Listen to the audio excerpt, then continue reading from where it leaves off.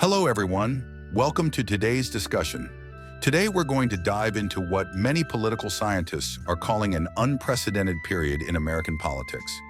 The relationship between a political party and its leader is always complex, but recent years have shown us something remarkable in American politics. The dramatic realignment of congressional Republicans around the former president and now current President Donald Trump. This video isn't about taking political sides. Rather, it's about understanding a significant shift in how our political institutions function, what it means for our democratic norms, and most importantly, how it affects everyday Americans like you and me. Whether you identify as Republican, Democrat, or Independent, I invite you to join me with an open mind as we explore this critical moment in our nation's political journey. To understand where we are, we need to understand how we got here. Traditionally, the relationship between Congress and presidents has been characterized by a healthy tension, even when the president and congressional majorities were from the same party. This institutional independence served as an important check and balance in our system. From Reagan to Bush, Clinton to Obama, congressional members maintained significant independence from the executive branch. Policy disagreements within parties were common and expected. Republican senators like John McCain famously broke with their party leadership on key votes when they felt it was right. But beginning in 2016, we observed a remarkable shift. What started as skepticism of Trump from Republican leadership transformed into remarkable party unity around him. By examining voting records and public statements, political scientists have documented this evolution. The data shows congressional Republicans increasingly voting in alignment with Trump's positions and defending his policies even when they contradict traditional conservative principles like free trade, fiscal restraint, or skepticism of executive power. This shift wasn't just about policy, but about an emerging expectation of personal loyalty. Republicans who publicly disagreed with Trump often faced significant political consequences. One of the core functions of Congress is oversight of the executive branch. Historically, even when the same party controlled both branches, Congress conducted hearings, investigations, and served as a check on presidential power.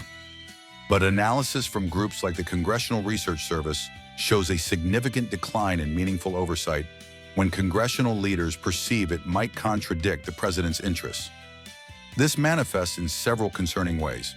First, the weakening of congressional independence means less scrutiny of executive actions and appointments.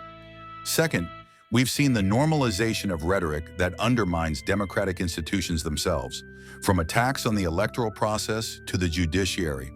Third, the erosion of bipartisanship has accelerated, making even basic governance functions like passing budgets increasingly difficult. Fourth, we've witnessed repeated instances where factual information that contradicts preferred narratives is dismissed, making evidence-based policymaking nearly impossible. These shifts don't just affect abstract principles, they directly impact how government functions for citizens. When democratic norms and institutions weaken, the effects aren't just theoretical, they impact real people. Let's examine three key areas. Economic policy. When loyalty to a leader overrides evidence-based economic policy, Americans suffer. Trade policies driven by personal loyalty rather than economic analysis have disrupted supply chains and raised consumer prices. Budget priorities shaped by political loyalty rather than community needs have led to inefficient spending. Trust in government. When elected officials appear to prioritize loyalty to a leader over constituency needs, it accelerates distrust in government itself. Polling shows record low confidence in institutions across the political spectrum. Community division. Perhaps most damaging is how the loyalty above all approach trickles down to divide communities. When national leaders model an unwillingness to work with those who disagree with them, it normalizes that behavior at every level. The most painful consequence is how this has torn at our social fabric. Families report being unable to discuss politics at dinner tables. Community organizations struggle to maintain unity. The very concept of shared national purpose fractures when political identity becomes the primary identity. Undermining of expertise. When scientific and technical expertise is dismissed in favor of political loyalty, Critical issues from public health to infrastructure suffer.